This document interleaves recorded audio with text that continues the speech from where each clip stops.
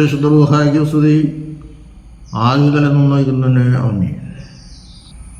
The true ഫെയ്ത്തിലേക്ക് എല്ലാവർക്കും സ്വാഗതം. ഞാൻ യാക്കോബായ സഭയിലെ ഇട്ടൂപ്പ് ആലുക്കൽ കോറപ്പിസ്കോപ്പ്. സത്യവിശ്വാസമാണ് ഇവിടെ പറയുന്നത്. എന്ന് പറയുന്നത് വിശുദ്ധ കുർബാന അരുളിക്കായിൽ എടുത്തു വെച്ച് ആരാധിക്കുന്നതിനെ പറ്റിയാണ്. വിശുദ്ധ കത്തോലിക്കാ സഭ അങ്ങനെ ചെയ്യുന്നുണ്ട്. തെറ്റാണെന്ന് ഞാൻ പറയുന്നില്ല, അത് അവരുടെ വിശ്വാസമാണ്. ഇതിനു മുമ്പ് ഒരു വീഡിയോയിൽ ഇങ്ങനെ പല അഭിപ്രായങ്ങൾ, ഞാനെൻ്റെ വീഡിയോ അല്ല, വേറെ വീഡിയോയിൽ പല അഭിപ്രായങ്ങൾ വന്നതുകൊണ്ട് ഞാൻ അതിനെപ്പറ്റി ഒരു ചെറിയ, എൻ്റെ അറിവിൽ വെച്ചുകൊണ്ടുള്ള ഒരു ചെറിയ വിശദീകരണം തരികയാണ്. കർത്താവ് അപ്പം വാഴ്ത്തിയിട്ട് പറഞ്ഞത്, നിങ്ങൾ ഭക്ഷിപ്പീൻ, കുടിക്കുവീൻ, എൻ്റെ ശരീരം, എൻ്റെ രക്തം, ഇത് വെച്ച് നിങ്ങൾക്ക് ആരാധിക്കാമെന്നോ വാഴ്ത്താമെന്നൊന്നും ദൈവം പറഞ്ഞില്ല, കർത്താവ് കൽപ്പിച്ചില്ല. ഞാൻ വരുന്നവരെ ഇതുപോലെ നിങ്ങൾ ചെയ്യണം എന്ന് പറഞ്ഞു. ഭക്ഷിക്കാൻ പറഞ്ഞെന്ന് ആ പരിശുദ്ധ ശരീരവും പരിശുദ്ധ രക്തവും നമ്മൾ ഭക്ഷിക്കണം. അത് അരുളിക്കായിൽ വെച്ച് ആരാധിക്കേണ്ട കാര്യമില്ല. നമ്മെ സംബന്ധിച്ചിടത്തോളം നമ്മളത് ചെയ്യുന്നില്ല, അത് ശരിയല്ല എന്നാണ് നമ്മുടെ വിശ്വാസം. പിന്നെ നമ്മൾ വാഴ്ത്തുന്നുണ്ട്, അരുളിക്കായിൽ വെച്ചല്ല. കർത്താവിൻ്റെ രണ്ടാമത്തെ വരവിനെ ഉദ്ദേശിക്കുന്ന വിശുദ്ധ കുർബാനയിൽ സായി വിലാസ എടുത്തുകൊണ്ട് അച്ഛൻ പടിഞ്ഞാട്ട് വരുമ്പോൾ വാഴ്ത്തുന്നുണ്ട്. ഒരു പ്രാവശ്യം ഇങ്ങനെ വാഴ്ത്തുന്നുണ്ട്. അതിൻ്റെ സൂചകം കർത്താവിൻ്റെ രണ്ടാമത്തെ വരവിൽ മധ്യാകാശത്തിൽ പ്രത്യക്ഷപ്പെടുമ്പോൾ ജീവനുള്ളവരും മരിച്ചുപോയവരും തേജസ്കരണം പ്രാപിച്ച് ഉയർത്തെഴുന്നേറ്റ് മധ്യാകാശത്തിലേക്ക് എടുക്കപ്പെടും. അവിടെ വെച്ച് ന്യായവിധി ഉണ്ടാകും. അപ്പോൾ ന്യായവിധിക്കുമ്പോൾ വലത്തു ഭാഗത്തുള്ളവരെ, നിങ്ങൾ എൻ്റെ അടുക്കൽ വരുവിൻ, നിങ്ങൾ അകത്ത് പ്രവേശിക്കുവിൻ, അടുത്ത ഭാഗത്തുള്ളവരോട് നിങ്ങൾ ഇരുട്ടിലേക്ക് പോവുകയും നിത്യാഗ്നിയിലേക്ക് പോവുകയും, അത് നരകം, ഇത് സ്വർഗം. ആ സ്വർഗത്തിലേക്ക് പോകുന്നവരെ നമ്മൾ വാഴ്ത്തുന്നു. പിലാസ വെച്ച്, പിലാസായിൽ തിരുശരീരം ഉണ്ടല്ലോ. അങ്ങനെ ഒരു പ്രക്രിയ നമ്മൾ കുർബാന സമയത്ത് നടത്തുന്നുണ്ട്. അതൊരിക്കലും ഒരു പ്രതീകമായിട്ട് നമ്മൾ കാണുന്നില്ല, ശരിക്കും ശരീരം തന്നെ. നമ്മുടെ കർത്താവായ യേശുമിശിഹായുടെ കൃപ ഇത് വഹിച്ചവരിലും ഇത് ഭക്ഷിക്കുന്നവരിലും ഇനി ഭക്ഷിക്കാനിരിക്കുന്നവരിലും കൂടി ദൈവത്തിൻ്റെ അനുഗ്രഹങ്ങൾ ഉണ്ടാകട്ടെ എന്ന് പറഞ്ഞ് വാഴ്ത്തുമ്പോൾ സ്വർഗത്തിലേക്ക് തിരഞ്ഞെടുക്കപ്പെട്ടവരെ വാഴ്ത്തുന്നു എന്നുള്ള ഒരു സൂചകമായിട്ടാണ് അത് ചെയ്യുന്നത്. വേറെ ഒരു സമയത്ത് നമ്മൾ വാഴ്ത്തുന്നില്ല.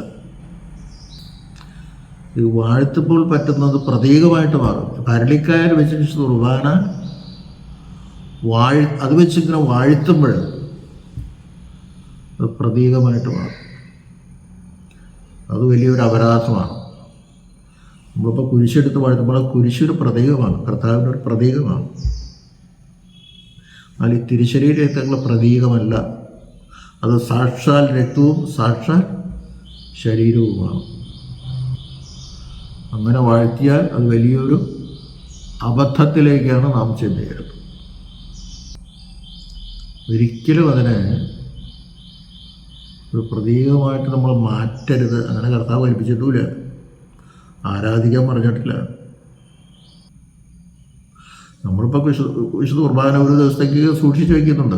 എന്തെങ്കിലും രോഗികൾക്ക് അത്യാവശ്യമായിട്ട് വന്നാലോ, വലിയ പള്ളികൾ, ചെറിയ പള്ളികൾ അതില്ല, കൂടിയൊന്നും ഒരു ദിവസമുള്ളൂ. കാരണം ദിവസവും കുർബാനയുള്ള പള്ളികളുണ്ടത്. പക്ഷെ പെട്ടെന്ന് രാത്രി എന്തെങ്കിലും ഒരു ആവശ്യം വന്നാൽ അത് കൊടുക്കാൻ വേണ്ടിയിട്ടാണ് നമ്മളത് സൂക്ഷിച്ച് വയ്ക്കുന്നത്. അങ്ങനെ നമ്മുടെ പുളിപ്പുള്ള അപ്പമായതുകൊണ്ട് അത് അധികം സമയം സൂക്ഷിച്ച് വയ്ക്കാനും പറ്റില്ല. ആരാധിക്കാൻ ഒരിക്കലും കർത്താവ് പറഞ്ഞിട്ടല്ലോ, അത് വ്യത്യാസമായിട്ട് പോകും. ആരാധിക്കുമ്പോഴും അതൊരു പ്രതീകമായിട്ട് മാറും. ഭക്ഷിക്കാൻ പറഞ്ഞ സംഗതി പോലെ ആരാധിക്കാൻ വയ്ക്കുന്ന ഒരിക്കലും കർത്താവിൻ്റെ തിരുശരീര രക്താക്കളെ ഒരു പ്രതീകമായിട്ട് നമ്മൾ മാറ്റരുത്. അത് വലിയൊരു അപരാധമാണ്. ആരും വാഴ്ത്തപ്പോൾ നമുക്ക് തോന്നും അനുഗ്രഹം കിട്ടണമല്ലോ, കർത്താവിൻ്റെ ശരീര രക്തങ്ങളാണല്ലോ അതിനകത്തിരിക്കുന്നത്. അതൊക്കെ ശരിയാണ്. നമ്മുടെ വിശ്വാസത്തിൻ്റെ ഒരു പ്രത്യേകത അപ്പോൾ വീഞ്ഞ് വാഴ്ത്തപ്പോൾ അത് ശരീര രക്തങ്ങളായിട്ട് രൂപാന്തരപ്പെടണം. എന്നാൽ പരിശുദ്ധ കത്തോലിക്കാ സഭ പറയുന്നത് കർത്താവ് തന്നെ അപ്പത്തിലും ആ വീഞ്ഞിൽ ഇറങ്ങി വരികയാണെന്ന്. അപ്പത്തിൽ വസിക്കുന്നവനെ എന്നൊക്കെയുള്ള പാട്ട് അത് നമ്മൾ അംഗീകരിക്കുന്നില്ല. കർത്താവ് വിശുദ്ധ കുർബാനയിൽ എഴുന്നള്ളി വന്നിരിക്കുന്നില്ല. എഴുന്നള്ളി വന്നിരിക്കുന്നു എന്ന അർത്ഥത്തിലാണെങ്കിൽ അവരരളിക്ക വെച്ച് വാഴ്ത്തുന്നതിൽ നമുക്ക് തെറ്റു പറയാൻ നിവർത്തിയില്ല. പക്ഷെ ഇവിടെ നമ്മളങ്ങനെ വിശ്വസിക്കുന്നില്ല. അവൻ്റെ ശരീര രക്തങ്ങളായിട്ട് മാറുന്നു പറയുമ്പോൾ അതിനകത്ത് അവൻ്റെ ജീവനുണ്ട്, അത് ശരിയാണ്. പക്ഷെ ഇറങ്ങി വസിക്കുന്നതും ശരീര രക്തങ്ങളായിട്ട് മാറുന്ന തമ്മിൽ വ്യത്യാസമുണ്ട്. ഈ അപ്പത്തിനോ വീഞ്ഞിനോ അതിൻ്റെ നിറത്തിനോ ഗുണത്തിനോ രുചിക്ക് ഒരു വ്യത്യാസവും വരാതെ അത് കർത്താവിൻ്റെ തിരുശരീര രക്തങ്ങളായിട്ട് മാറുന്നു. ക്രൂശിൽ ചൊരിയപ്പെട്ട രക്തവും ക്രൂശിൽ ചിതറിക്കപ്പെട്ട മാംസവുമായിട്ട്, മാംസം എന്ന് പറയുമ്പോഴത് ക്രൂശിൽ ചിതറിക്കപ്പെട്ട മാംസം മാത്രമല്ല, അത് ഉയർത്ത മാംസവുമായിട്ട് മാറുകയാണ്. കർത്താവിന് ഒരു ശരീരമുള്ളൂ, രണ്ട് ശരീരമില്ല.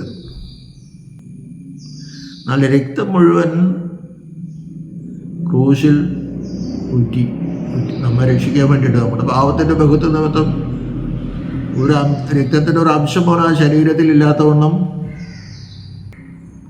ഊറ്റിക്കൊടുത്തു.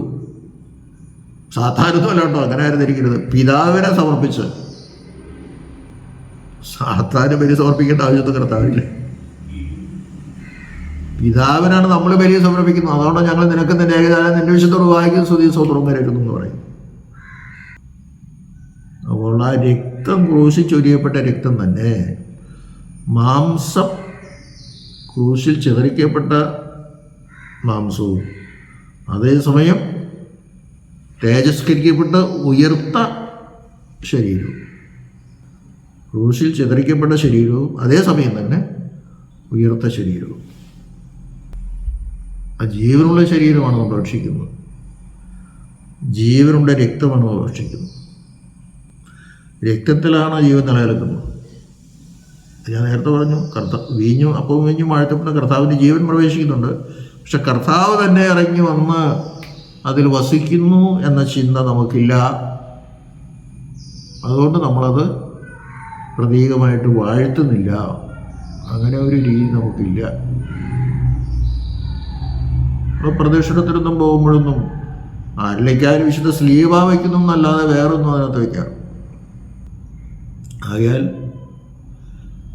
കർത്താവ് ഭക്ഷിക്കാനാ നന്ന വിശുദ്ധ ശരീര രക്തങ്ങൾ അത് നമ്മൾ ഭക്ഷിക്കണം.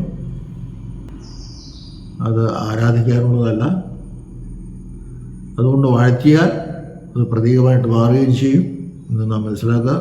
ദൈവം നമ്മെല്ലാവരെയും അനുഗ്രഹിക്കട്ടെ.